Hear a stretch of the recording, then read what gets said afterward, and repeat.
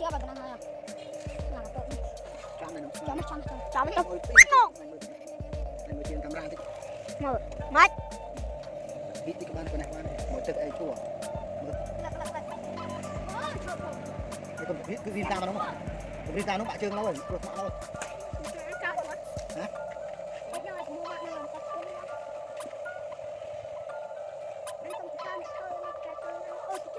mình tự giết mình cái lái trương là giết trương lâu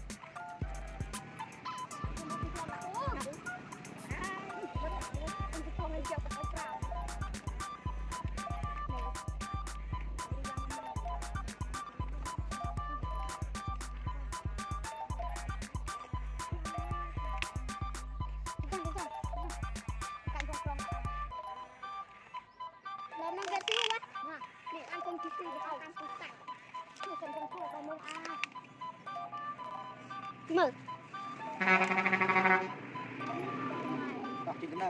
còn cái nào ấy à bạn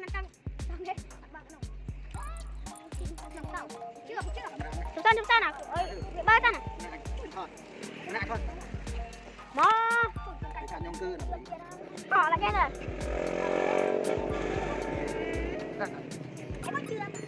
em mà chui rinh không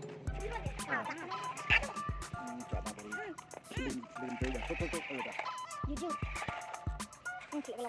lọc nó một cái đồ chắc thôi núi đây đi bên này một vai hả bên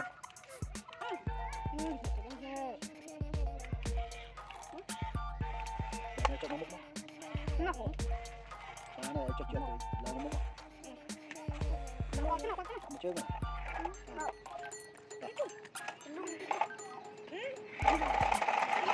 ô